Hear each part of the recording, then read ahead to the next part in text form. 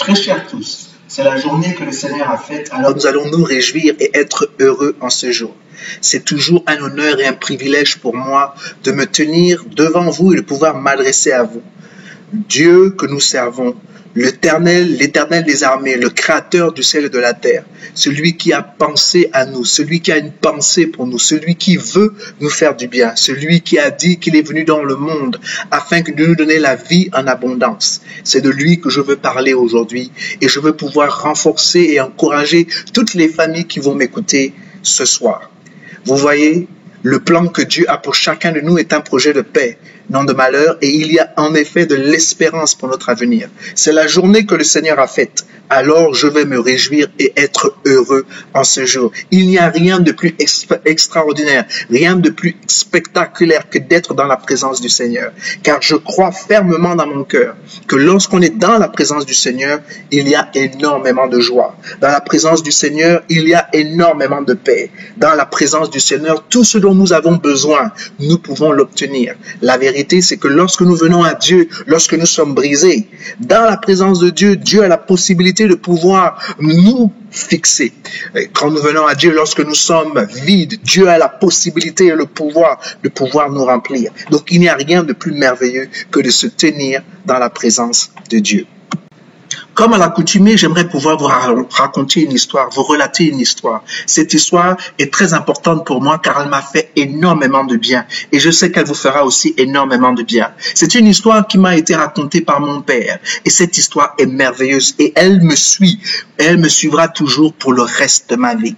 Il y avait un jeune homme qui a épousé une jeune femme et cette femme était belle, c'était la prunelle de ses yeux. Elle était belle de taille, belle de figure, c'était une femme charmante et ce jeune homme aimait sa femme. Cependant, il avait des difficultés à pouvoir prendre soin d'elle. Pourquoi? Parce qu'il avait du mal à trouver un travail décent dans la ville où il vivait. Alors, il a décidé de la quitter pour aller chercher du travail ailleurs, afin de pouvoir accumuler des richesses, afin que lorsqu'il rentre, il puisse s'occuper d'elle et qu'il puisse fonder une famille, afin qu'elle ne soit jamais, je dis bien jamais, dans des malheurs ou jamais dans la souffrance. Il voulait à tout prix que sa femme soit fière de lui. Il voulait à tout prix pourvoir aux besoins de sa femme. Alors, ils se sont mis d'accord et il l'a remis entre les mains de sa famille, entre les mains de ses voisins, de quelques amis, de s'occuper et de veiller sur elle afin qu'elle ne manque de rien.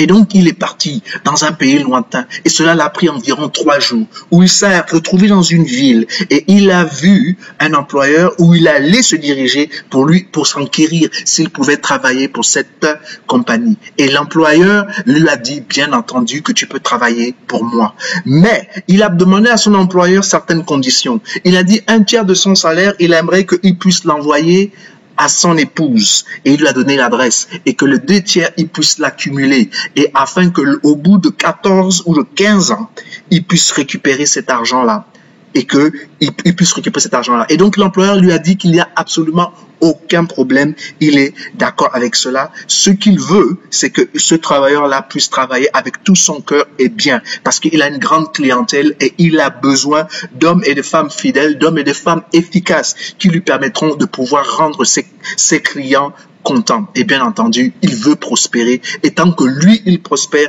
il peut garantir à cet employé-là qu'il fera en sorte que lui aussi, il puisse prospérer. L'employé lui a dit, j'ai encore quelques autres faveurs. L'autre faveur, c'est que j'aimerais être logé par vous et j'aimerais être aussi nourri par vous. Et il a dit, il n'y a pas de problème, je te nourrirai et aussi je te logerai. Je vais prendre des petites déductions de ton salaire pour ces 2 choses-là, mais comme tu me l'as demandé au départ, je vais garder la bonne partie de ton salaire pendant toutes les années où tu vas travailler. Et quand tu seras prêt à quitter, je te remettrai ton argent. Alors, ils se sont mis d'accord. Et en effet, c'était un homme qui travaillait très bien. Vous savez, il travaillait bien parce qu'il avait une vision, parce qu'il avait un destin, parce qu'il avait un propos. Son désir était de repartir vers sa femme et de pouvoir jouir avec sa femme de tous l'argent qu'il aura acquis, de tout cet argent-là qu'il aura amassé. Et donc, il ne pensait qu'à cela. Et cela le motivait. Cela le motivait à faire un travail bien fait. Là où les gens étaient en train de bâcler le travail, lui, il le faisait avec excellence. Et il durait des longues heures pour pouvoir faire le travail. Et son employeur était très, très, très heureux de lui et très fier de lui. Et vous savez, quand vous travaillez bien, les années passent très, très, très vite. Et alors, les 16 années sont arrivées. Et l'employé est allé vers l'employeur pour lui dire, mon temps parmi vous est terminé. J'ai besoin de repartir vers ma famille.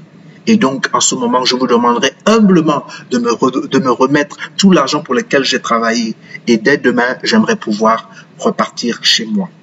Et l'employeur l'a regardé avec quelques larmes dans ses yeux en disant, je comprends. Tu sais, tu as été un employé formidable. Je dirais même l'un des meilleurs employés que j'ai eu. À cause de toi, ma compagnie a triplé son chiffre d'affaires. Tu as fait de moi un homme prospère. J'étais riche quand tu es venu, mais tu as fait de moi un homme encore beaucoup plus riche. Vraiment, je te suis infiniment reconnaissant. J'ai apprécié, j'ai été observé et tout ce que je te disais, j'ai vu que tu le faisais avec cœur et tu le faisais de bon cœur. Et je veux te remercier pour ton attitude. Je veux que je te considère comme un fils. Je t'aime comme un fils parce que vraiment, tu as les talents et tu es tout ce que j'espérais que mon fils puisse être. Et alors, il a dit, mais ça me fait vraiment du mal de te voir partir, mais je sais absolument que tu dois partir, alors je vais te libérer. Mais avant que tu partes, j'aimerais te proposer autre chose. Soit, j'aimerais pouvoir te donner 3 conseils. Mais si je te donne les 3 conseils, ça veut donc dire que tu me permets de garder ton argent. Si je te donne ton argent, ça veut donc dire que je ne te donnerai pas les conseils. Mais je ne veux pas que tu me répondes maintenant. Je veux que tu prennes ton temps. Je veux que tu ailles dormir, puisqu'on dit que la nuit porte conseil, et que demain matin, avant de partir, tu viennes me voir et que tu me dises exactement ce dont tu as décidé. Et ce que tu auras décidé, c'est ce que nous allons accomplir. D'accord ? Très bien. Cette personne est donc partie, elle est allée se coucher et pendant toute la nuit, elle a eu du mal à dormir parce qu'elle était en train de penser. Cette personne est venue ici parce qu'elle avait besoin d'argent, elle avait besoin de repartir vers son épouse avec énormément d'argent. Voilà pourquoi il a fait le sacrifice qu'il était en train de faire. Mais il connaissait aussi que son employeur était un homme qui était très sage et que tous les conseils qu'il lui avait prodigués jusqu'à présent étaient aussi précieux que l'or parce que ça lui a permis de préserver sa vie, ça lui a permis d'apprendre beaucoup plus vite et d'améliorer la qualité de sa vie. Donc il savait que tout ce qui sortait, les conseils qui sortaient de la bouche de son employeur, c'était des choses qui étaient très importantes et très essentielles à la vie. Et alors il a décidé qu'il ne prendrait pas l'argent, mais qu'il allait plutôt écouter les 3 conseils. Alors le matin, lorsqu'il se lève, il va vers son employeur et il lui dit, en effet, j'ai pris ma décision. Et j'ai décidé d'écouter les 3 conseils. L'employeur le regarde et lui dit, tu es sûr? Parce que si je te donne ces 3 conseils, cela veut donc dire que ton salaire, tu ne l'auras pas. Et il a dit, oui, il n'y a pas de problème, je comprends très bien les enjeux. Et alors, il se commence maintenant à lui donner les 3 conseils. Il dit, le premier conseil, c'est que il est bon que tu saches que dans la vie, il ne faut pas prendre des raccourcis. Il est toujours mieux de prendre le chemin que tu connais, même si ça va te prendre plus de temps, même si là où tu vas aller, ça va te prendre plus de temps. Vaut mieux prendre ton temps pour arriver sûrement que de prendre des raccourcis, des lieux que tu ne connais pas, où tu vas te créer des problèmes et ça va te compliquer la vie. Je te conseille vraiment que quand tu as la possibilité de prendre des raccourcis, prends toujours le chemin qui est le plus simple, le chemin que tu connais. Le chemin que tu maîtrises afin de pouvoir arriver à bon port. D'accord? L'employé a dit qu'il avait compris. Le deuxième conseil, il lui a dit dans la vie, il n'est pas bon d'être curieux. Il est bon que quelquefois, quand tu entends un certain nombre de choses, tu as entendu, mais ne cherche pas à savoir pourquoi, qui a fait quoi et pourquoi ceci et pourquoi cela. Non, parce qu'il y a des choses qui sont bonnes seulement d'entendre, mais de ne pas trop chercher qu'est-ce que c'est. Parce que en voulant chercher exactement quel est le problème ou ce qui se passe, tu peux aussi te créer des problèmes. La personne a dit, j'ai compris. Et il a dit finalement le 3e conseil que je veux te donner, c'est que il ne faut jamais, je dis bien jamais, répondre ou s'exprimer sous l'effet de la colère. Il faut que tu te calmes. Il faut d'abord parler, il faut que tu te calmes parce qu'il faut que quand tu parles de manière paisible. Car lorsque l'on parle sous la colère, on peut dire des mots qui vont blesser les autres et ces mots-là, on ne peut pas les retirer. Et quand l'eau coule par terre, malheureusement, même si on veut la remettre dans le verre, cette eau n'est plus la même qualité que l'eau qui est tombée par terre. Cette eau est sale et puis cette eau n'est même plus, c'est plus l'eau qui était dans le verre. Donc, peu importe ce que tu fais après, tu ne pourras pas réarranger ce que tu as perdu. Donc, voilà pourquoi il est mieux de pouvoir parler sous l'effet de la tranquillité, sous le fait d'être calme et non pas sous l'effet de la colère. Tu as compris? Oui, j'ai compris. Et ce qui était merveilleux, c'est qu'il lui a dit, mais avant de partir, j'aimerais pouvoir te donner 3 grands paquets. Dans les 3 grands paquets, voilà, ce compartiment-là, c'est pour ta nourriture. Et puis, je te donne donc 3 différents paquets. Le premier paquet, je veux que tu t'occupes, que tu l'ouvres le premier jour de ton voyage parce que dedans, il y a la nourriture pour que tu manges pendant le premier jour de ton voyage. Et le deuxième, parce que c'est la nourriture que je veux que tu manges le deuxième jour de ton voyage. Et dans le troisième, je veux que tu ouvres tout le paquet seulement en présence de ton épouse. Et de grâce, n'utilise pas le 3e paquet le premier jour ou le 3e paquet le deuxième jour. Écoute bien ce que je suis en train de te dire. Le premier jour, c'est le premier paquet que tu vas ouvrir. Le deuxième jour, c'est le deuxième paquet que tu ouvriras. Et le 3e jour, c'est le paquet que tu ouvriras en présence de ta chère et belle épouse. On s'est compris? Oui. Donc vraiment, que Dieu te bénisse et un bon voyage. Je te laisse partir avec le cœur serré parce que tu as les aptitudes de l'enfant et du fils que j'aurais aimé et que je n'ai pas eu. Mais je sais que tu vas prospérer dans tout ce que tu fais car j'ai vu la transformation que Dieu a faite dans ta vie depuis que tu es avec moi. Et donc, c'est comme ça qu'ils se sont séparés et qu'il est parti. Et donc, en partant, la première chose qu'il veut faire, c'est de trouver un raccourci. C'est naturel parce que il est pressé de voir sa belle épouse. Il est pressé d'être dans sa présence. Et alors, il est en train de comprendre, il est en train de se poser des questions de comment il peut faire pour aller le plus tôt et le plus vite possible à sa demeure. Et pendant qu'il est en train de réfléchir et d'être excité, dans l'excitation du moment, il est en train de se rappeler que son employeur lui avait dit, attention, ne cherche pas les raccourcis, ne cherche pas à limiter le temps ou la distance pour arriver plus vite. Prends le chemin que tu maîtrises et le chemin que tu connais. Et c'est ainsi qu'en lui-même, il s'est dit, pas de problème, il va continuer son chemin. Il va aller utiliser le chemin qu'il connaît. Et puis, quand il arrive donc à la ville prochaine, il est surpris d'en voir qu'il y a beaucoup de tumulte et les gens sont en train de pleurer, les gens sont en train de crier, les gens sont en train de parler d'un événement qui s'est passé il y a quelques heures dans un quartier. Et alors, il écoute l'histoire et pendant qu'il est en train d'écouter l'histoire, on est en train de lui révéler qu'il a eu des hommes qui ont été dérobés, des hommes qui ont été volés, des hommes à qui on a pris leurs biens. Mais non seulement on a pris leurs biens, mais on les a aussi tués. Et alors, pendant que la personne était en train de raconter l'histoire, on lui fait comprendre que là où les gens ont été tués, c'était exactement à tel endroit. Et lorsque l'on est en train de décrire l'endroit, il se rend compte que s'il avait pris le raccourci, il devait sûrement passer par là. Et s'il était passé par là, il aurait eu probablement le même destin que ces hommes-là. Et il a compris une bonne fois pour toutes que dans la vie, il n'est pas toujours bon de prendre des raccourcis. Il est bon de prendre quelquefois des chemins qui sont longs. Le but, c'est d'arriver à bon port.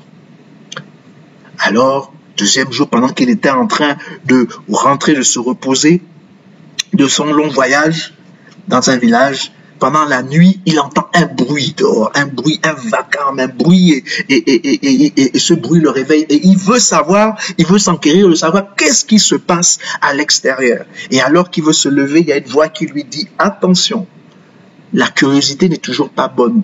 Demain, tu as un long voyage, quand même tu entends le bruit, reste dans ton lit et dors. Reprends tes forces. Et c'est ce qu'il fait. Il écoute cette voix qui le calme et qui lui dit, fais attention à la curiosité, ne cherche pas à savoir ce qui se passe dehors, repose-toi car demain tu as un long voyage. Et alors, il dort. À sa grande surprise, le matin, le propriétaire de cette cabane où on lui a permis de pouvoir dormir le voit, et avec grande surprise, il lui dit « Waouh, tu es l'une des rares personnes, je dirais même la seule personne qui, quand il vient dans ma cabine, il dort dans la cabine et il a la possibilité de sortir de ma cabine, plutôt de dormir dans la cabine jusqu'à la nuit et de rester vivant. » Le monsieur lui dit, mais comment? Il dit, parce que, voilà pourquoi je demande toujours que l'on me paye tout à l'avance. Parce que tous les gens qui viennent ici, pendant la nuit, il y a un vacarme, il y a un bruit énorme. Je sais que tu l'as entendu, le bruit hier. Et en fait, c'est un monstre. Je ne sais pas exactement quel genre de monstre c'est, mais c'est un monstre là-bas dehors. Et à chaque fois que les gens veulent s'enquérir de qui c'est, ou qu'est-ce que c'est, ils disparaissent. Voilà ce qui se passe. Et donc, il a encore compris que la curiosité n'est toujours pas bonne. Quelquefois, la curiosité peut nous amener dans des situations où notre vie peut être refroidie. Alors, il continue son chemin. Et alors, il se rapproche de plus en plus de chez lui. Et il est excité, il est heureux. Et alors qu'il est en train de se rapprocher de chez lui, il est environ vers les 22 heures. Et lorsqu'il regarde par la fenêtre, il y a encore la lumière. Et il peut apercevoir la silhouette de sa femme.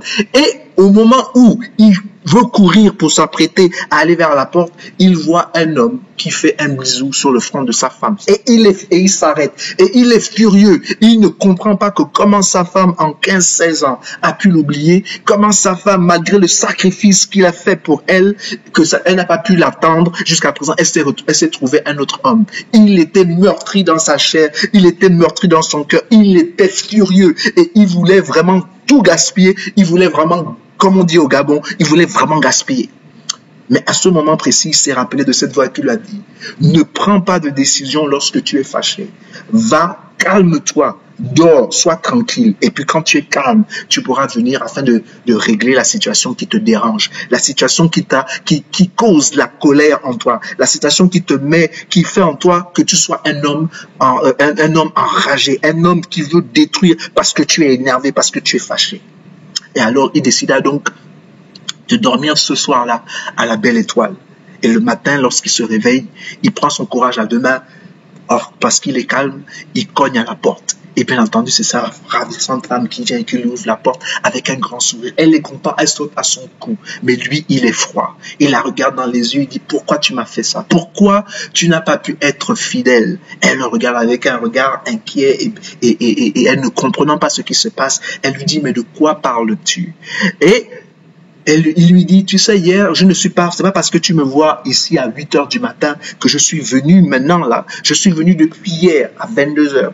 Mais la raison pour laquelle je suis pas venu, c'est parce que j'étais furieux, c'est parce que j'ai vu un homme dans la maison. Et tout d'un coup, la femme s'est mise à sourire. Et il était sur le point de la gifler lorsqu'elle dit, l'homme que tu as vu me faire le bisou sur le front, c'est ton fils.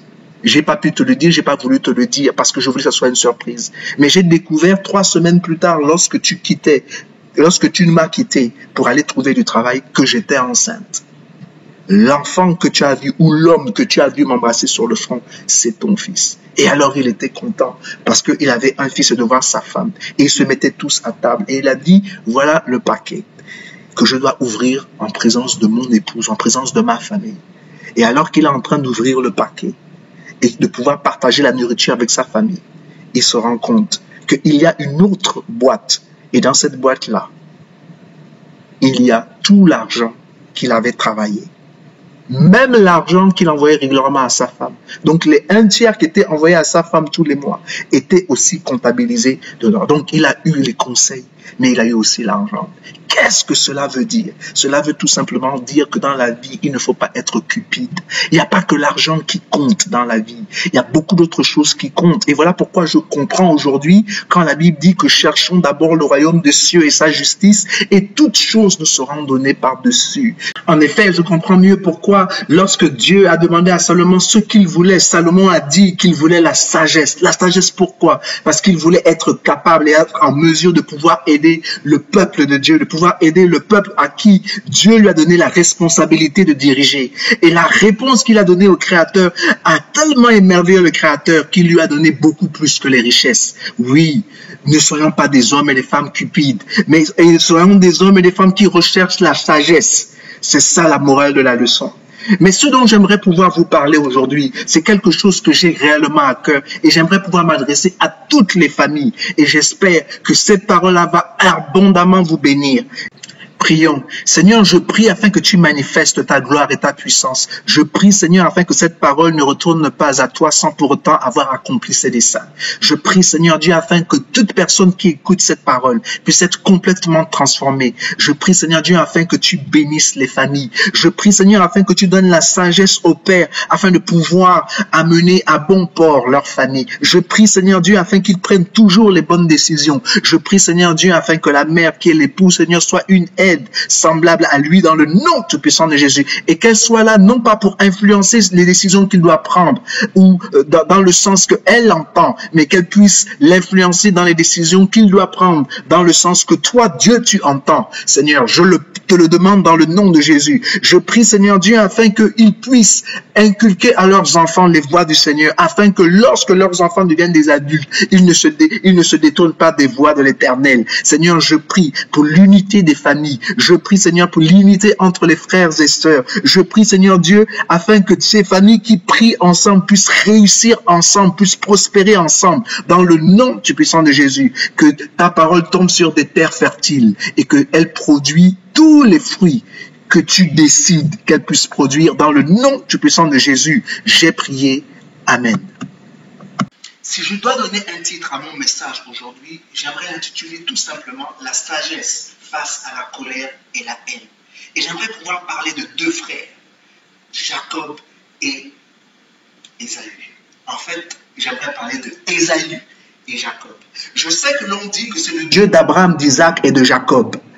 Et on ne cite pas Ésaü. Mais il est important ici dans le texte que nous puissions comprendre que Ésaü est bel et bien l'aîné d'Isaac et que Jacob est le cadet. Cependant, la Bible nous parle du Dieu d'Abraham, d'Isaac et de Jacob. Et il est important pour nous de comprendre quelle est la pensée de Dieu. Il est important pour nous de comprendre ce qui se passe dans les familles. Quel est le plan de Dieu dans la famille? Quel est le plan de Dieu dans la vie des hommes et des femmes? Afin de pouvoir discerner et de pouvoir comprendre les mystères de Dieu dans notre vie. Et pour cela, j'aimerais pouvoir commencer à m'appuyer sur un verset et sur un passage de la Bible qui se trouve dans Genèse chapitre 27 à partir du verset 36. La Bible est claire. Elle dit: Ésaü dit, est-ce parce que l'on a appelé le nom de Jacob qu'il m'a surplanté 2 fois? Il a enlevé mon droit d'aînesse et voici maintenant qu'il vient d'enlever ma bénédiction. Et il dit, n'as-tu point réservé de bénédiction pour moi? Dans ce passage biblique, on se rend bien compte que Ésaü est confus. Il est confus et il est conscient que, en effet, Jacob l'a eu non pas une fois, mais il l'a eu 2 fois. Mais malgré le fait que Jacob l'ait eu 2 fois, il demande toujours à son père, est-il possible que lui aussi, il puisse être béni? Maintenant, il est important de savoir que dans une famille, le patriarche d'une famille, la personne qui est supposée donner le ton, la personne qui est supposée bénir sa famille, la personne qui est supposée guider sa famille de manière spirituelle, dans une famille, c'est le père. Le rôle du père est important. Être papa, tout le monde peut être papa, mais être un père, c'est différent. Voilà pourquoi notre esprit crie Abba Père, parce que Dieu est un père responsable, et un père responsable est un père qui a une vision pour ses enfants, c'est un père qui a une vision pour sa famille. Et c'était le cas d'Isaac. Isaac avait une vision pour sa famille, il avait une vision pour son épouse, il avait une vision pour ses enfants, et il avait bien entendu le plan de Dieu concernant sa famille. Et ici, on voit que Ésaü est conscient que Jacob lui a non seulement volé son droit d'aînesse, mais il lui a aussi volé ses bénédictions. Ce qui est intéressant ici, c'est qu'il ose quand même demander, après que son père ait prié pour Jacob, il ose demander, est-ce qu'il reste une prière aussi pour moi? Bien entendu, il n'est pas satisfait de la prière de son père. Pourquoi? Parce que Isaac sait très bien que lorsque l'on parle, lorsque l'on prie, lorsqu'on demande quelque chose à Dieu, on ne peut pas revenir derrière pour demander le contraire de ce qu'on a demandé premièrement à Dieu. Parce que la Bible dit que si on demande quelque chose à Dieu, nous devons avoir la foi que ce que nous demandons, Dieu ne nous l'accorde. Car si on a des doutes, la Bible déclare que si on a des doutes, on ne doit s'attendre à rien de la part de Dieu. Et Isaac le savait. Et donc, il a prié pour son fils, Ésaü. Mais quand bien même il a prié pour lui, Ésaü allait toujours être le serviteur de Jacob. Quand bien même c'était lui l'aîné, il devait servir son frère Jacob. Et cela ne l'a pas plu. Lisons ensemble Genèse chapitre 27 à partir du verset 41. Ésaü conçut de la haine contre Jacob à cause de la bénédiction dont son père l'avait béni. Et Ésaü disait en son cœur, les jours du deuil de mon père vont approcher et je tuerai Jacob, mon frère. Il n'était pas satisfait de la prière de son père.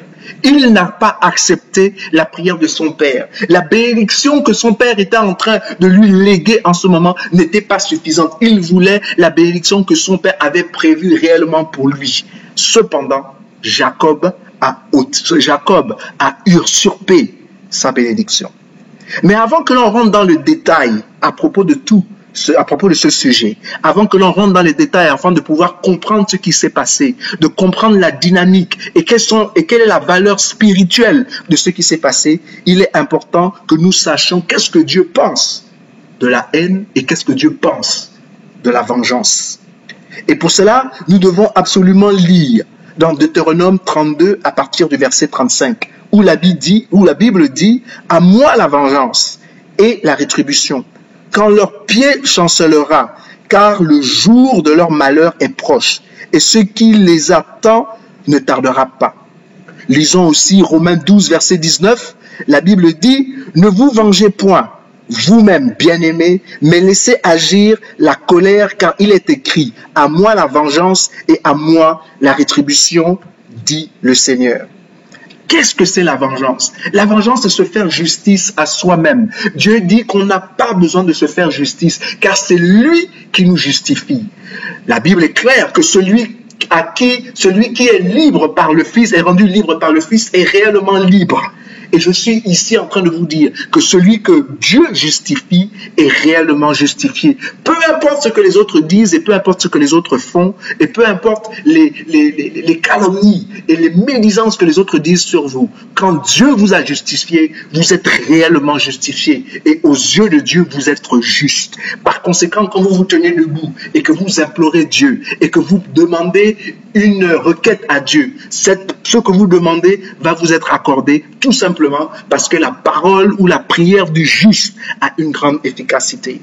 Et c'est quoi la rétribution? La rétribution, c'est parce que tu m'as fait du mal, donc je te fais aussi quelque chose en retour pour me compenser. En d'autres termes, si tu m'as volé un bœuf ou deux bœufs, tu dois me donner aussi l'équivalent. Et je t'oblige à me donner l'équivalent. Pourquoi? Parce que tu m'as fait du tort. Mais Dieu dit que non, laissez-moi m'occuper de la vengeance et laissez-moi m'occuper de la rétribution.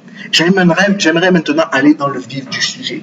Vous savez, Rebecca était la femme d'Isaac et Isaac aimait Rebecca et Rebecca aimait Isaac. C'était un couple merveilleux, c'était un couple qui était uni.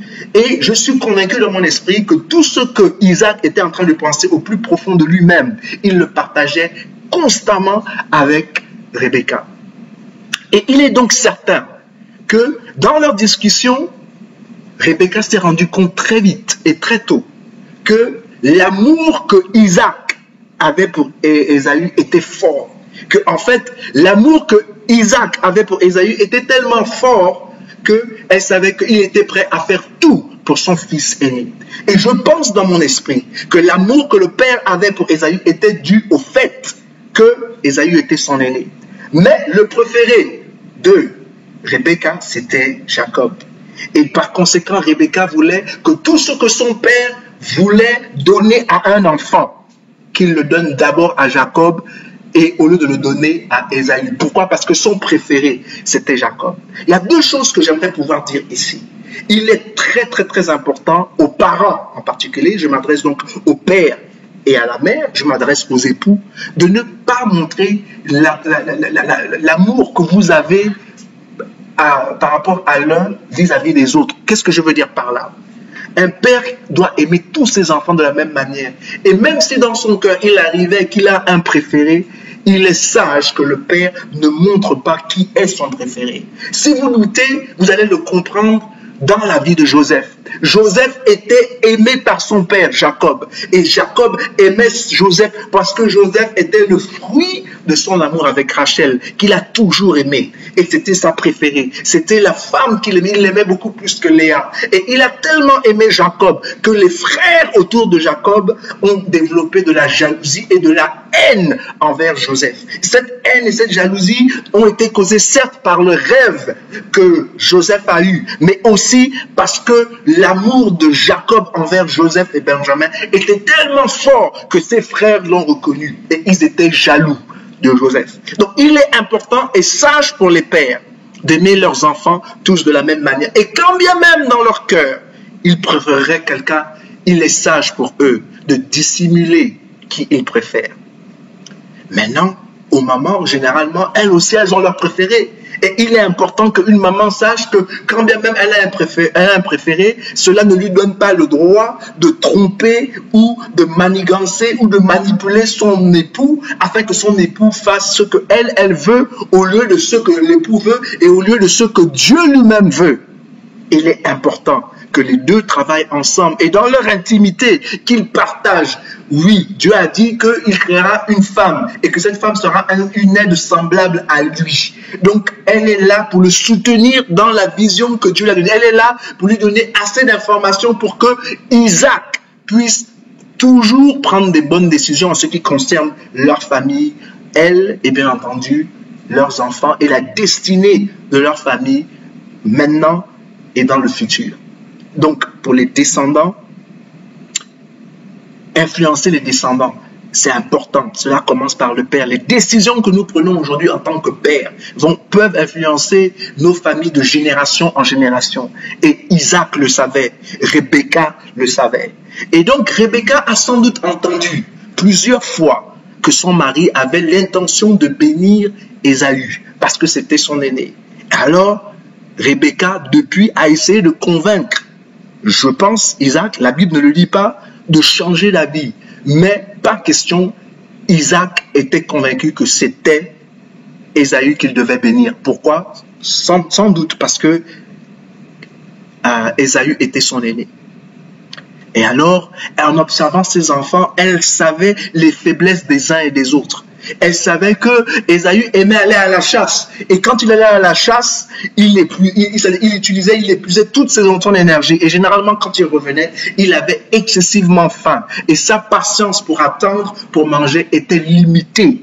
Et par conséquent, elle a suggéré, je pense, à Jacob que tu sais quoi, tu peux usurper le droit d'aînesse de ton aîné avec un plat de lentilles ou un plat de ragoût. Et si tu veux, je peux même t'aider à préparer ce plat-là parce que je sais exactement ce que ton frère aime. Et bien entendu, il revient de la chasse. Et pendant qu'il est en train de revenir de la chasse, il a faim. Et voilà maintenant qu'il demande à son frère, parce que son frère a préparé quelque chose, qu'il veut manger ce plat de lentilles. Et Jacob lui dit, il n'y a pas de problème, je suis prêt à te le donner. Mais pour te le donner, il faut que tu me lègues ton droit d'aînesse. Et tout de suite, Ésaü saute à l'occasion et il lui lègue son droit d'aînesse pour un plat de lentilles. Rebecca, à mon avis, est heureuse. Parce que pour elle, le fait que le droit d'aînesse a été légué par le propriétaire lui-même, c'est-à-dire Ésaü, automatiquement cela fait de Jacob un aîné. Et puisque Jacob est devenu aîné et qu'elle est convaincue que la raison pour laquelle Isaac veut bénir Ésaü, c'est parce que Ésaü est l'aîné. Et alors, elle va sans doute dire à son mari que tu vois, Ésaü a légué son droit d'aînesse à Jacob. Par conséquent, s'il y a un enfant que tu dois bénir, un enfant à qui tu dois donner la responsabilité de diriger cette famille quand tu n'es plus là, ce n'est pas Ésaü, mais c'est Jacob, parce que Jacob a maintenant le droit d'aînesse. Cependant, je peux voir Jacob être en total désaccord avec Rebecca. L'enfant qu'il doit bénir, c'est Ésaü et non Jacob. Et il est ferme dans sa décision et il dit que c'est ce qu'il va faire. Alors, puisqu'elle est à ses côtés, elle connaît les pensées intimes de son époux, elle commence à préparer un plan. Et donc, elle entend une conversation entre Ésaü et son père, entre Isaac et Ésaü, où Isaac est en train de dire à Ésaü qu'il a besoin qu'il puisse préparer un plat, parce que le jour arrive où il doit le bénir. Et maintenant, je comprends mieux pourquoi Jésus a dit à ses disciples que celui qui est venu pour nous consoler, le consolateur, va être envoyé par le Père en son nom pour nous rappeler tout ce qu'il nous a enseigné. Et il va nous rappeler tout ce que Jésus nous a dit. Et alors, Rebecca se met en œuvre. Elle essaie d'élaborer un plan. Elle connaît son mari. Elle est intime avec Isaac. Elle connaît les pensées d'Isaac. Elle sait ce que Isaac aime et elle sait exactement ce que Isaac veut faire. Et alors, elle informe son fils bien-aimé Jacob de ce que son père est sur le point de faire. Et alors qu'elle est en train de lui dire exactement ce qu'il doit faire de manière avec beaucoup d'attention, Jacob écoute sa mère. Oui, parce qu'à ce moment précis-là, elle a un peu le rôle du Saint-Esprit. Elle fait un rapport de la pensée du père au fils Jacob. Cependant, ils sont en train de travailler dans la malice. Vous voyez, lorsque Ésaü a légué son droit d'aînesse à Jacob, je pense que la faute est plus à Ésaü que Jacob. Quand bien même c'est aberrant et c'est grave que Jacob essaie de mounoyer le droit d'aînesse de son frère avec un plat de lentilles. Cependant, pour moi, c'est la faute d'Ésaü parce qu'en tant qu'aîné, il devait prendre ses responsabilités et dire que oui, certes, il a faim, mais que son droit d'aînesse ne vaut pas un plat de lentilles ou un plat de ragoût. Cependant, à cause de la faim et à cause du fait que c'est pas un homme de conviction, il a accepté et il a légué son droit d'aînesse à Jacob. Et donc, à ce moment précis, tout était possible pour Jacob en ce qui concerne Rebecca.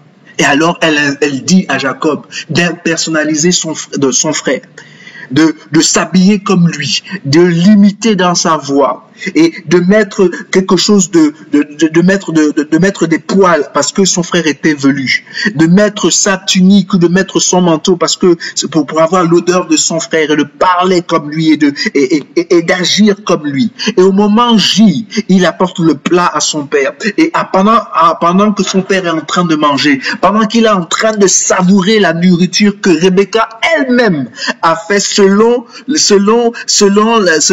les goûts de son mari, il est tellement rempli de joie que sa joie déborde que maintenant il s'apprête à bénir son fils. Dans sa tête, pour lui, il bénit Ésaü. Or qu'en fait, il est en train de bénir Jacob. Mais quand il entend la voix de Jacob, il dit c'est bizarre parce que la voix que j'entends semble être la voix de Jacob. Mais quand je te touche, j'ai l'impression de toucher, je touche bien, je touche bien Ésaü. Oui, et quand je respire, c'est bien l'odeur de Ésaü que j'ai dans ma présence. Et alors il se met à le bénir, il se met à prier pour son fils aîné, il se met à lui dire qu'il va être l'homme qui va être responsable et que son frère sera sous ses ordres et qu'il va gouverner et il va diriger sa famille. C'est ça sa prière. Sa prière, c'est que son fils aîné prendra les responsabilités et que s'il n'est pas là, que c'est son fils aîné qui va décider comme si lui, il était là. Mais malheureusement, le père pense que c'est à Ésaü qu'il est en train de prier.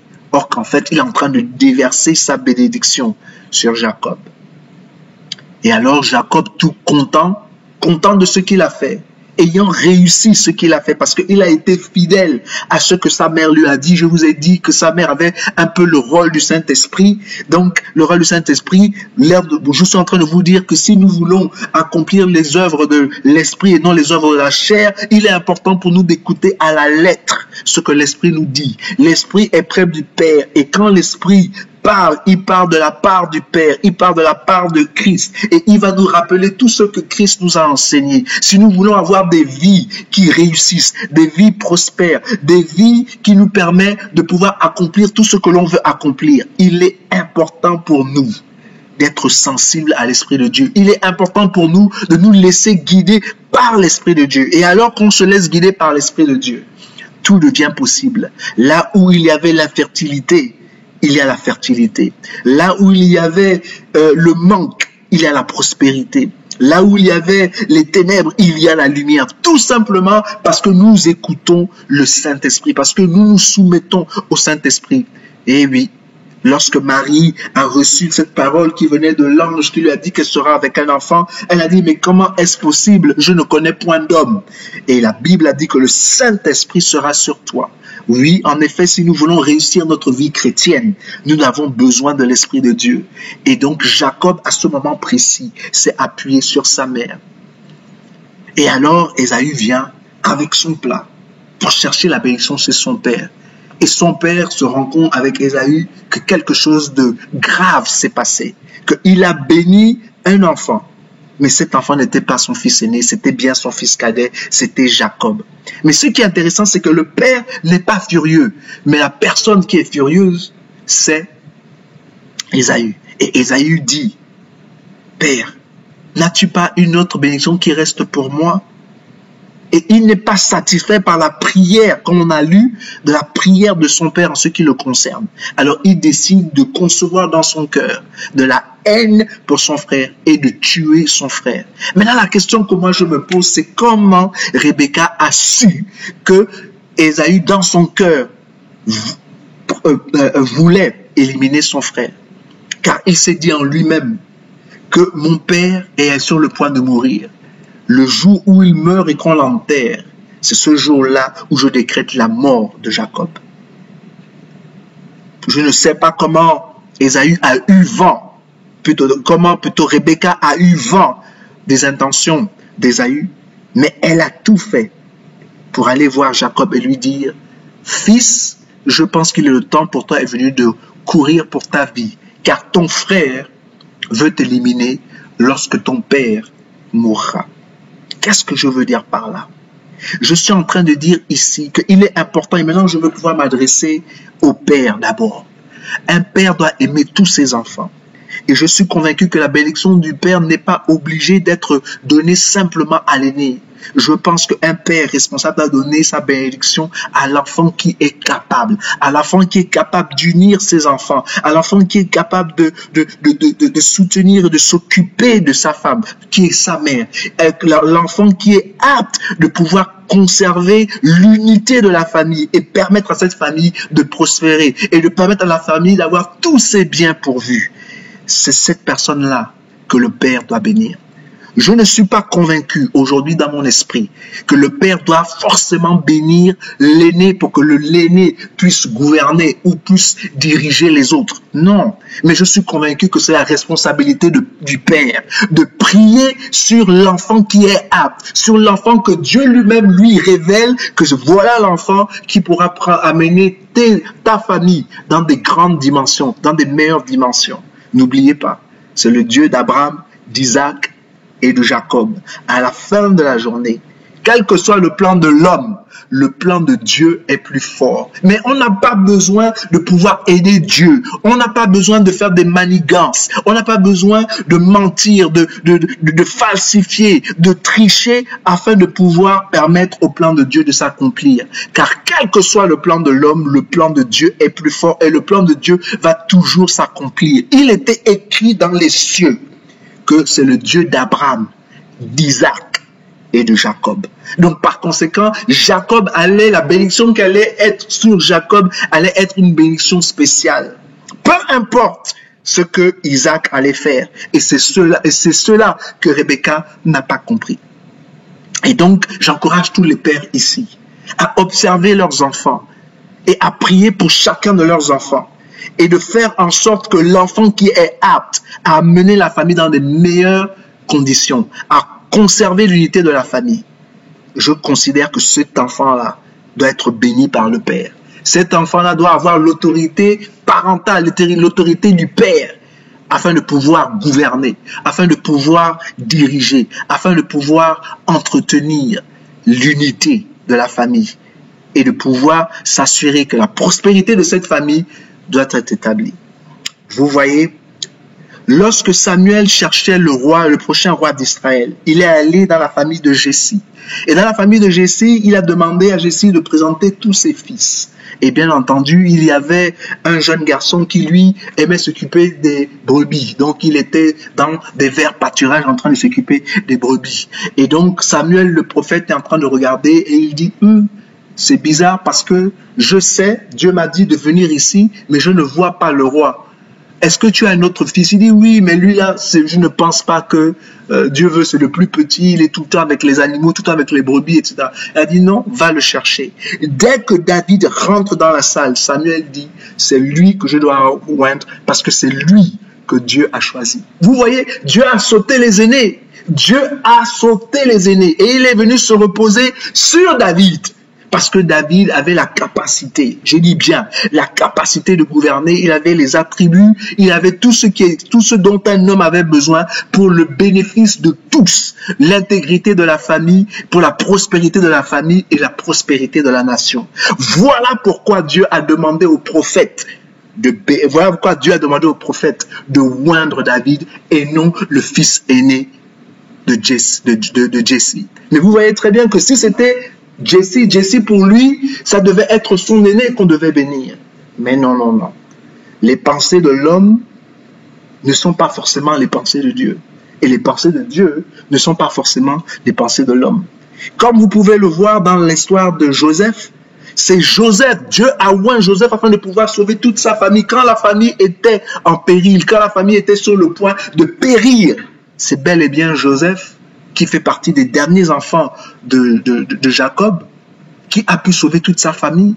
L'onction de Dieu dans la famille reposait sur Joseph et non sur Siméon l'aîné, mais sur Joseph. Comme je vous ai dit, Dieu regarde au cœur, il ne regarde pas aux apparences. Et ce n'est pas la position dans laquelle on est venu dans ce monde qui justifie que nous sommes aptes à gouverner, où nous sommes aptes à prendre des responsabilités. Mais les responsabilités sont sur nous en fonction de nos habilités. Et ces habilités-là, c'est des choses que nous devons développer. Développer en nous rapprochant de Dieu, en communion avec Dieu, en permettant à Dieu de nous enseigner. Vous voyez, une erreur très grave que Ésaü a commis.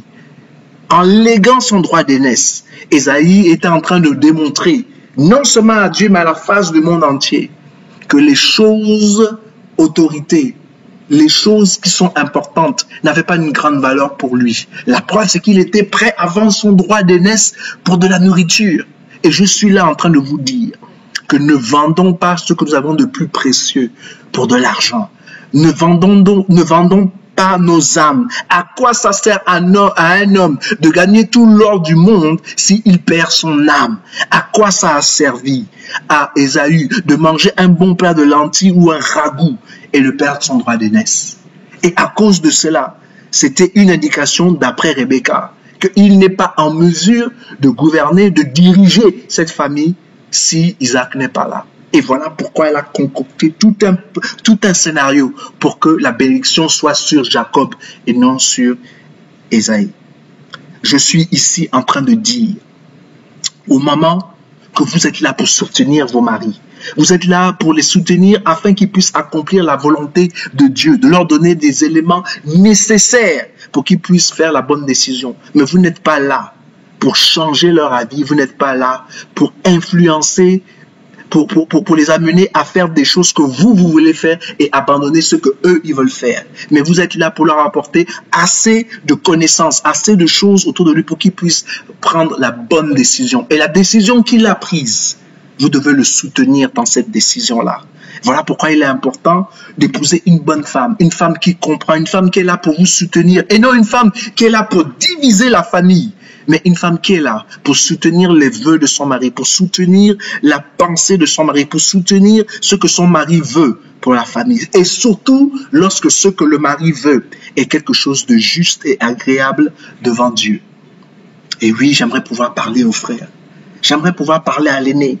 Et c'est pas parce que tu es le premier-né que cela te donne le droit de dominer sur tes frères. C'est pas parce que tu es le premier-né que cela te donne le droit de mépriser tes cadets. Cela n'est pas parce que tu es le premier-né que cela te donne le droit de diviser et de faire des choses qui amènent la division entre tes frères. Non. Tu devrais tout faire pour pouvoir conserver l'unité entre tes frères. Tu devrais tout faire, au contraire, pour t'arranger, pour être juste et agréable envers tous et de protéger les intérêts du père, de la mère et des frères, même contre tes propres intérêts. C'est ça un aîné. Un aîné, la responsabilité d'un aîné, c'est de s'assurer qu'il y a l'unité dans sa famille. C'est de s'assurer que l'intégrité de la famille est préservée même quand le père ne sera plus là. Et il doit être un exemple. Il doit pouvoir être un homme qui parle selon les intégrités, un homme qui aime la justice, un homme qui est capable de pouvoir dire et faire des choses. Et quand ses frères cadets le regardent, ils ont de l'admiration pour lui parce que c'est un homme droit, parce que c'est un homme juste. Et ils savent que lorsqu'il décide quelque chose, il ne décide pas les choses en fonction de ce que lui il veut, mais pour le bien général de toute la famille.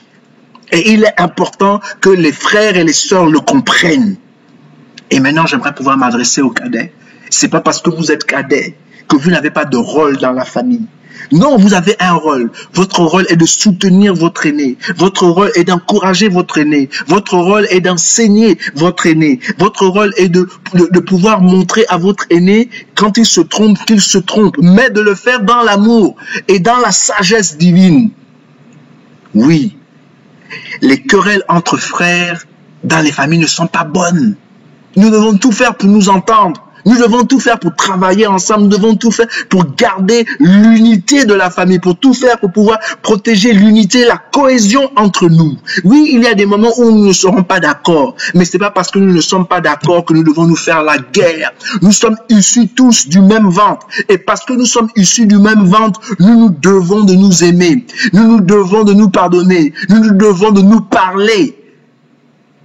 Et de nous asseoir et d'être calme afin de pouvoir préserver la famille. Car Dieu est un Dieu de famille. C'est le Dieu d'Abraham, d'Isaac et de Jacob. Dieu décide et désire bénir les familles. Et il est important que chacun de nous luttons pour la préservation de nos familles. Il est important que chacun de nous travaillons pour l'unité de nos familles.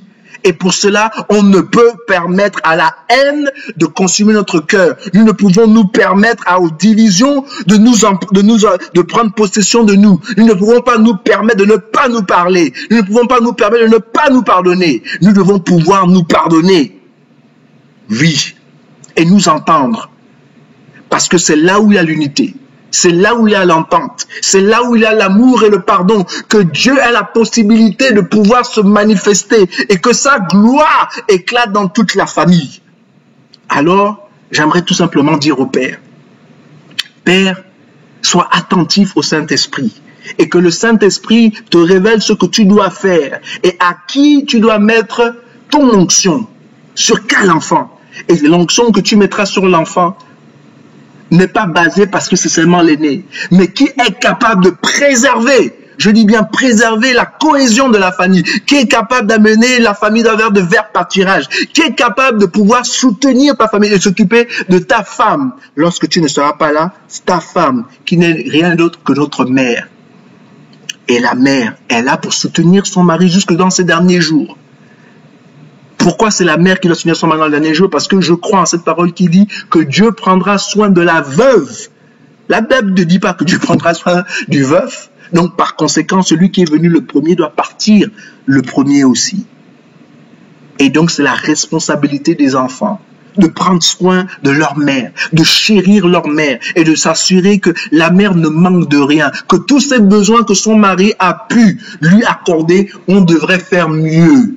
On devrait faire mieux. Et c'est ça. Et j'encourage toutes les familles, tous les enfants qui m'écoutent à aimer vos mamans, à protéger vos mamans, à créer un environnement qui est meilleur que l'environnement que votre père a créé pour elle.